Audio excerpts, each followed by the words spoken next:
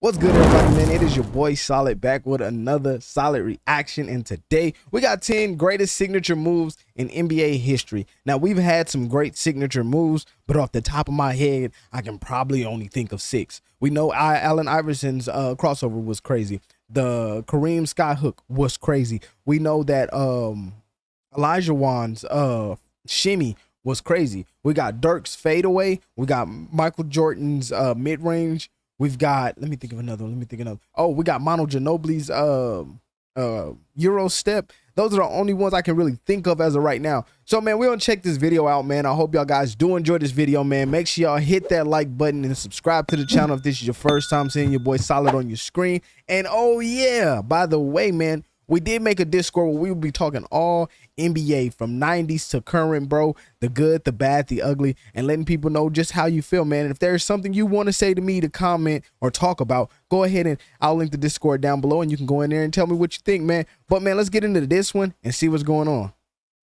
Often develop a go-to move. Yeah, something that gives them an advantage. Man, that's hard to defend. Crossover. Some moves, however, that more Euro recognizable step than others because they look different. They're super effective. Players use them often. With great apologies to George Gervin, who just missed the cut with his finger roll. We chose these top 10 signature moves in basketball history. Okay, what we got?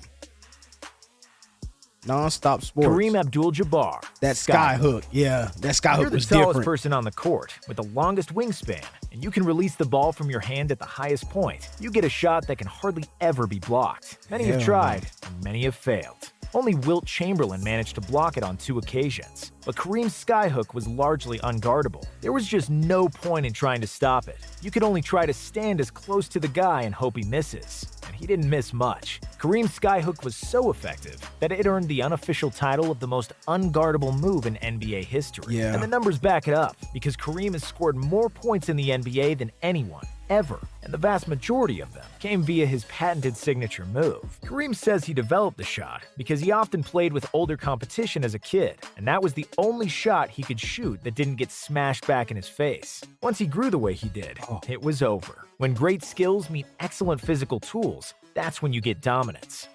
But you see what that's smart there. I'm looking at that and I'm noticing he's like, look, bro, I couldn't score at my height. I couldn't score doing the regular shot. I needed something that would work for me and only me. And the skyhook is for Kareem being what is Kareem marked at? Like 7'2", 7'3"? I can't think of right now off the top of my head. I might be wrong.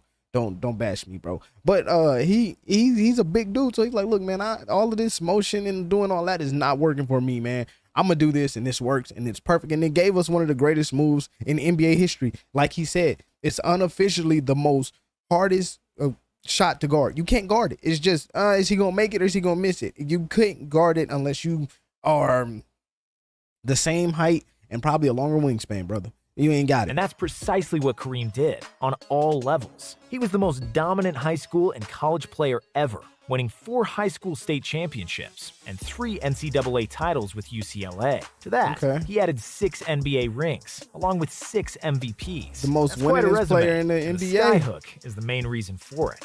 Hakeem Olajuwon, Dream Shake. Yeah. Hakeem Olajuwon is one of the best players of his generation, and one of his feet work is just amazing. I don't care. For a big man, he should not be able to do this type of footwork. The action he gets off his feet, he shouldn't be able to do, but he does. And it's like, yo, how you moving like that? You moving like you 5'2", bro. You ain't supposed to move like that. The greatest centers of all time. He was extremely nimble and graceful with his movement, and was the only center that could continuously pull off the moves that were usually reserved for guards. Crossovers and pull-up jumpers were regularly on the menu in Olajuwon's basketball kitchen, but it was one move that he perfected and made famous that was deadliest of all: the Dream Shake. Dream Shake consists of pivoting to one side and then quickly counter-pivoting to the other to shake off your opponent and have a free look at the basket. However, that's easier said than done, and nobody did it like Hakeem, aka the Dream. Yes, the move was so good that his creator got nicknamed after it. Hakeem is known to hold basketball camps where he teaches the Dream Shake and other post moves to current players, most notably LeBron James and Dwight Howard, Michael Jordan and Kobe Bryant. That fadeaway. Yeah. Just like Kareem used his height and length to create an unstoppable move, Michael used his unmatched leaping ability and superb footwork to create one of his own. The move was the fadeaway, and it drove defenders crazy and led them to despair. It was hard to guard Michael anyway, but just when a defender thought he had done a great job and cut all of his lanes, faded away and Jordan got would some simply lot jump of backwards space. to create space and shoot after the defender fell down. And when your nickname is Air Jordan, that would happen every single time. While Jordan was tormenting the entire league, there was another 6'6" shooting guard who watched him and tried to make his technique. See, and this is my biggest argument with this, bro. Like, okay, now I feel like I do love Michael Jordan to death, but I am a basketball enthusiast, bro. I love it. I cannot get my head, like, I can't wrap my head around it to understand why LeBron fans believe that LeBron James is better than Kobe Bryant. You get what I'm saying? Now, why would you even skip the debate of even going to Michael Jordan if you ain't even beat Kobe Bryant? Kobe Bryant is maybe possibly the fourth greatest scorer of all time. He is the clone, the spitting image of Michael Jordan. And we've seen how many times he won. That's 5. So we being honest. Is it safe to say Kobe showed it was easy for Mike to win in this day and age because Kobe did it? You get what I'm saying? Everybody like to say Kobe is a carbon copy of Michael Jordan. But if that is true, Mike has 11 rings, 5 and 6. Kobe is proof that Mike's game still works in the 2000s. That LeBron James couldn't stop it. This is you get what I'm saying?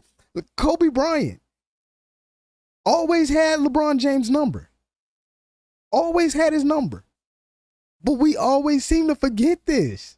If Kobe Bryant did LeBron James like this, Michael Jordan is better than Kobe. Kobe said he learned everything he could from Mike. There's your proof that LeBron James isn't there. But, I mean, y'all know me, man. Y'all know me. Maybe I'm just talking, bro. As flawless as Jordan. Come on, bro. Kobe Bryant was often called the second coming of Michael Jordan because of the obvious similarities between them. They played the same position, had similar size and killer mentality, and their moves, including the fadeaway, were almost identical. Looks of despair of their opponents were pretty similar too.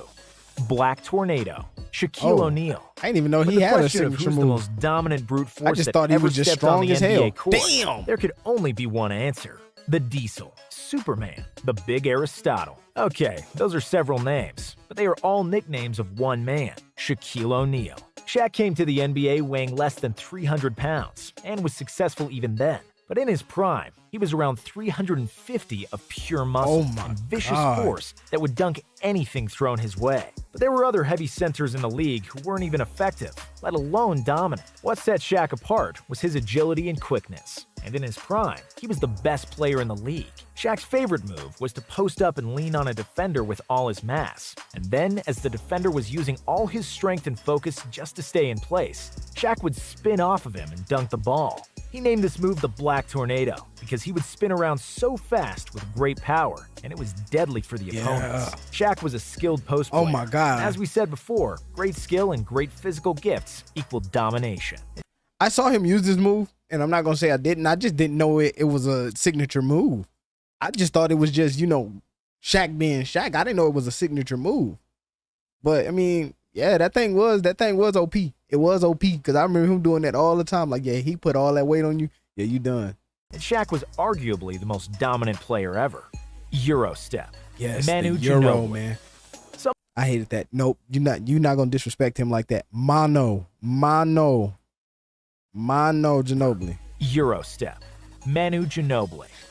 Some basketball moves already exist, but then certain players make them famous. That was the case with Manu Ginobili and the Euro step. Euro step was a move frequently used in, you guessed it, Europe, mainly in former Yugoslavia. It was first seen in the NBA in the early 90s, when one of the first European newcomers Lithuanian Šarūnas Marčiulionis started using it. When Manu came from Europe in the early 2000s, he dazzled with his flair, no-look passes, and deceptive athleticism. But it was the Eurostep that took the league by storm, because Manu would burn defender after defender by simply stepping around them and make one uncontested layup after another. That's when the move got dubbed the Eurostep, even though Ginobili only played in Europe and was from Argentina. After Manu, there have been many successful Eurostep practitioners and aficionados in the NBA, with James Harden and Giannis Antetokounmpo at the forefront. Crossover. Tim Hardaway and Allen Iverson. Okay, I was about to say, I thought that was Crossover is a move that every guard in the world uses. From the first time they start playing organized basketball, it's a fundamental move, yet so effective, and that's why every young player wants to have it in their arsenal. And even though everyone has a crossover, the move is usually tied up to two people whose crossovers were so deadly that it became their signature move. Tim Hardaway and Allen Iverson.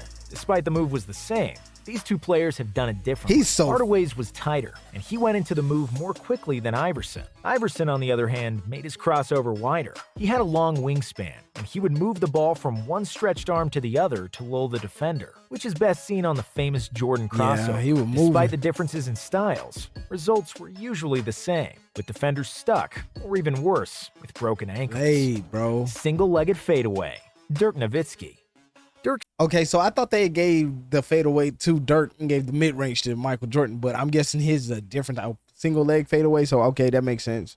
Single-legged fadeaway was unstoppable, especially in his prime. Dirk is a 7-footer and one of the best shooters in NBA history. However, he was also one of the least athletic players, and he wouldn't be as effective if he hadn't trained with Holger Geschwindner, a German coach who trained him throughout his career and who taught him his signature move. Because he lacked athleticism, he couldn't jump backward and shoot a fadeaway like Kobe and MJ did. Instead, Dirk simply leaned away and used his height to shoot over the defender, with his pivot legs serving for balance and the separation he needed to take the shot off. That signature move single-handedly, or single-leggedly if you will, helped Dirk to become one of the best scorers in the history of the game, with over 30,000 points. Unlike some other players on this list who just made standard moves famous, single-legged fadeaway was never seen before Dirk, and never successfully replicated after him, which makes it even more unique. Deep three. Steph Curry. Curry was Steph Curry, along with his Splash brother Klay Thompson, changed the game of basketball forever. Before them, it was widely considered that jump shooting teams couldn't win championships, with Charles Barkley as a spiritual leader of that school of thought. But then Steph Curry and the Warriors won the title in 2015, with Steph and Klay averaging more than 15 attempts from deep combined. Steph in particular was an unsolvable mystery for opposing defenses, because he would often attempt and make deep threes from 30 feet or more, well behind the three-point line. His long-range shooting prowess forced defenses to pick him up as soon as he passed half court, and his constant movement created more space for the rest of the team. It was the birth of the pace and space era in the NBA, and it all started with Steph and his signature shots from deep. Bank shot. Tim Duncan. Hey, Timmy was tough, bro. Timmy was tough. On the Wii, the bank shot never works.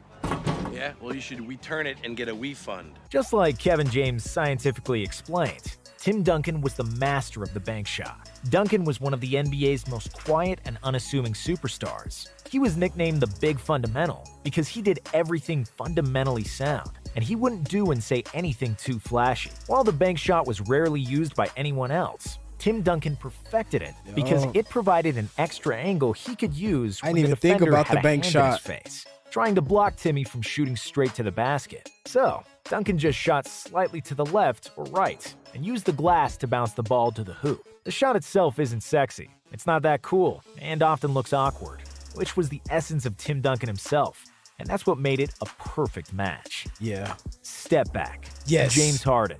That thing, James Harden's step back is crucial, bro. That thing right there. I've been trying to teach my daughter how to do it perfectly for a minute, but We thing is saved the most crucial. controversial move on the list at for that one. last. James Yeah. Harden's step back caused a lot of stir in the NBA circles when the Beards started using it frequently. How is that not a travel, everyone asked themselves. James I Harden feel made like a it's career not. of exploiting the rules and pushing the boundaries of basketball trickery. When he drives to the basket, he often tangles his arms with the defenders to draw a foul. He flails, baits, and throws his body to make and-one opportunities. And he created one of the most unguardable moves in modern basketball, Yeah. the step back. Harden's step back looks like he stepped back twice, but according to the rulebook, it's not a travel because he catches the ball after the first step back, so the second step is legal.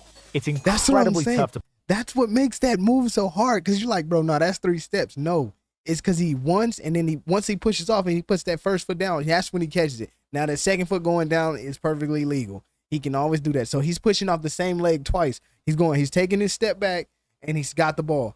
So once he jumps, he's going from one to another. It's still the same leg. Now it's 2 and hit that joker, bro. pull off, but Harden can do it consistently and create separation from a defender anytime he wants. You may not like it, but you have to accept James's brilliance. His scoring numbers speak for themselves anyway. Oh my God. All right, man, if y'all guys did enjoy this video, man, make sure y'all smash that like button, subscribe to the channel. And if you made it this far, man, go ahead and join the Discord and let's talk basketball, baby. But I will see y'all in the next one. Solid is out. Peace.